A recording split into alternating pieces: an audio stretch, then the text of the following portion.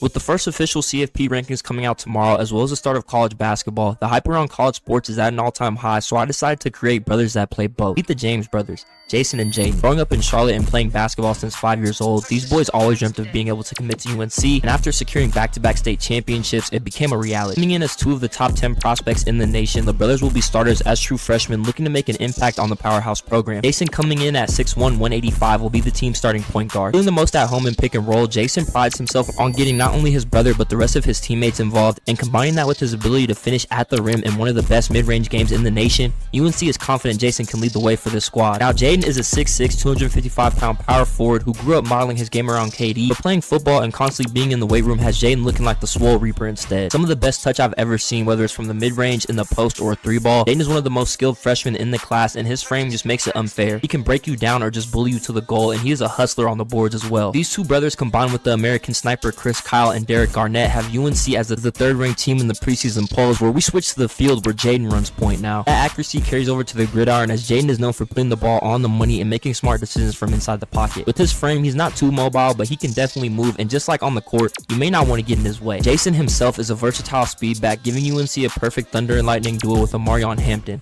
Omarion is considered the starter, but Jayson made waves in camp and will definitely be a big part of this offense. Now that you've got the rundown, let's see if these brothers can run the nation twice. Brothers are going to start the season off in Ohio State with a pick and roll, and Jayson's going to get his first collegiate bucket, going up with his right hand on the center, where they're going to go ahead and run it back, hit another pick and roll, and he's going to try to hit his guard. He's going to go ahead and make that extra pass. Garnett's going to be wide open in the corner. Going to go ahead and smack that thing to extend their lead to 5, where Jayson's going to get a crazy block on this jump shot right here. He's going to throw it up to Jaden for his first dunk of the season. Jayson's going to get a rebound. He's going to throw it back up to his brother. He's going to hit this nasty Euro, hitting the quick 1-2 to go ahead and extend the lead to 9, but Ohio State is going to hit back-to-back threes. Jayson's going to go ahead and extend the lead back to 5 on this nice lob right here, though, but Ohio State's going to go ahead and strike again. Malone's going to go up with this tough lay on Kyle to only make it a 1-point game, where Jayson's going to continue to abuse that pick and roll and go ahead and go up with the dunk, and then coming off yet another screen, going to his right and getting himself another lay, as he has a quick 8 points in this first half. He's going to go ahead and miss this 3, but George is able to get the rebound. They're going to go ahead and reset, headed toward the half, and he's not going to miss 2 in a row, hitting his first 3 of the season and extending their lead to 6. Headed into the third quarter, where Jaden is going to go ahead and grab this board. He's going to go ahead and try to take this coast to coast, abusing his speed advantage on the big to go ahead and get around him and make this tight layup, where they're going to go ahead and feed the hot hand. He's going to ISO the big right here and then hit a nice step back jumper to extend the lead to 10, where they're going to go with the pick and roll once again, going with the lob, and Jaden's going to absolutely baptize a nigga, going upstairs and bringing it down on 3 Ohio State defenders, as UNC's starting to run away with this game, and Jayson's going to get him another easy dunk. Coming down the court, he sees his brother trailing, and Jaden's going to go ahead and smack his first 3 of the season. Both brothers are putting up impressive performances on the offensive side of the ball. Headed toward the end of the third quarter, where Jayson's going to hit this crossover and go up for yet another layup, putting his slashing abilities on display this first game of the season, where the brother's going to go back to the signature pick and roll, and he's going to go ahead and take a heat check, smacking a step back 3 to extend the lead to 17 points late in this fourth quarter, where he's going to get himself another dunk, and to put the icing on the cake, he's going to come down and ISO the guard and hit this spin layup, giving UNC a 1-0 start, as he goes for 23-6, and Jaden also puts up an impressive 19-5,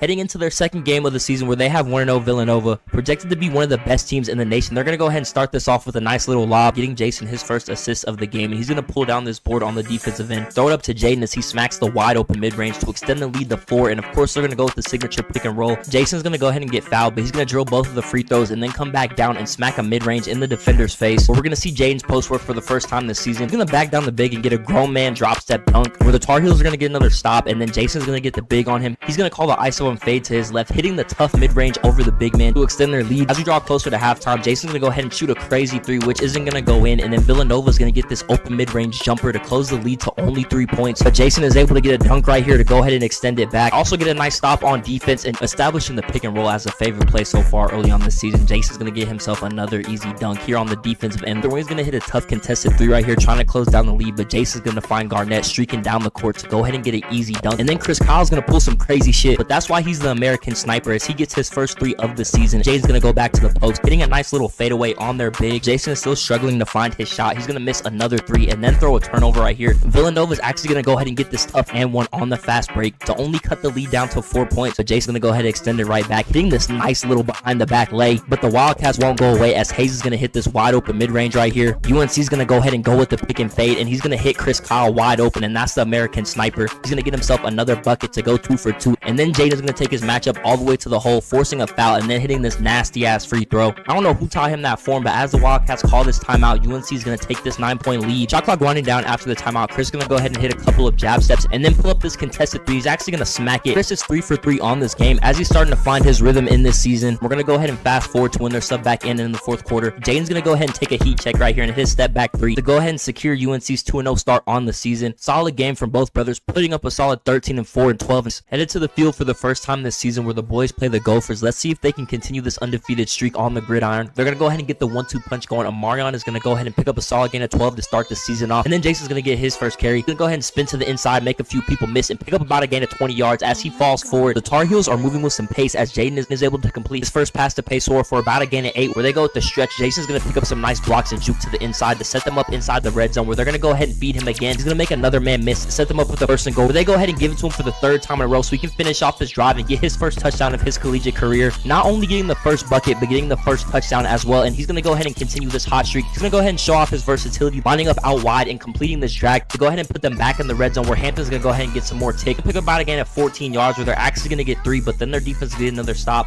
3rd and 12, they're going to try and get this first down, and Jaden is able to find Nez as he makes the tough catch in between 2 defenders. They're going to go ahead and throw it out to Jayson on the bubble screen to pick up a solid gain. On the next first down, Jaden is going to go ahead and find Paysor yet again. He's going to go ahead and make a defender miss and set them up with the first and goal at the 8-yard line where Amarion is going to go ahead and get his first rushing touchdown of this game. Both running backs have a touchdown so far, and UNC is up 17-0 on the Gophers as Jaden throws this nice dot to bit over the middle of the field where they're trying to convert on this 3rd and 4, but unfortunately they're going to get sacked, holding them to another 3 before half, but it wouldn't matter as they're going to get another stop, and then they go with this read option. Jaden's going to go ahead and lower his shoulder, showing his power forward strength to pick up the first down where he's going to go ahead and hand it to his brother for another gain of 6, and they're going to go ahead and find Nesbitt again on this 3rd and 4. This offense is really starting to come together with both the running backs as well as Nesbitt making plays, and let's not forget about Paysor. He's going to go ahead and take this bubble screen into the end zone to extend this lead even further, but they're not done there. Jaden is going to go ahead and throw up a bomb to Nesbitt. He fries the linebacker in man coverage. He's going to take this one all the way into the end zone. The starters will go ahead and get sat after this as UNC has an impressive week 1 performance behind passing, as well as Amarion and Jayson both getting into the end zone. Headed back to the court against the tough Alabama team where Jaden is going to go ahead and start us off with 2 easy free throws. Alabama's going to come back and make this tough layup right on Jaden though. So of course the Tar Heels are going to go straight to the pick and roll. Jason's going to go ahead and come off his brother's screen and smack the wide open mid-range to give them a 2-point lead where they're going to go ahead and get a defensive stop, and he's going to take the ball coast to coast, giving himself another 2 points on the easy layup. But Alabama's going to go ahead and smack a 3, taking their first lead of this game to go ahead and go up by 1, where Jason's going to go ahead and call the ISO for himself and go up with this tough layup on the guard, headed toward the half where they're up a solid 5 points. He's going to go ahead and snatch some ankles and then smack this 3 to go ahead and extend that lead to 8. We come back to the other side of the half, and he's going to take a step back heat check, and he's going to smack that thing, further extending their lead as Jayson is finally starting to find his rhythm from the 3-point line. He's going to come off of his brother's screen and hit yet another mid-range as Jayson is just absolutely on fire this game. He's going to find his brother right here, his defender jumping with the pump fake. He's going to go up with the tough slam. Jaden has been kind of quiet this game, but he's going to heat up here in the 3rd quarter, hitting this tough post fade on the big where Jason's going to come off the screen and get himself another scooper. Extending this lead to 13 where Jaden is going to find the American sniper in the corner. You know that Chris isn't going to miss that wide open. North Carolina starting to run away with this game, headed toward the end of the 3rd quarter as Jason's going to throw a nasty lob off of the backboard to his brother. They're here on defense only about 10 points late in the 4th where they're going to call a play for their guard, and he's going to hit a tough 3 to only put them down 7, but Jayson is going to keep fighting. He's going to go ahead and get the and 1 right here and then make the free throw to put the lead back to 10, and then to put the icing on the cake, he's going to throw this lob to a cutting Garnett to go ahead and close out this game, giving UNC an impressive 19-4 to go ahead and go to 3-0 on the season. But they're going to have to go back on the road and play a tough Michigan squad, and Jaden's going to start this game off like he did the last one with the tough layup, and he's going to go ahead and go up again, getting back-to-back, and he's trying to bounce back from only having 10 points last game. He's going to post up and get the and 1 right here, and then his nasty free throw as he has all 7 points for UNC so far, and he's going to make that 9 as Jason's going to throw another alley-oop off the backboard. Michigan's only going to cut the lead to 2 as they're able to hit the open 3 right here. Going to go ahead and take a step back 3, and he didn't call bank, but it's going to count anyway. Dayton currently has all 12 for UNC,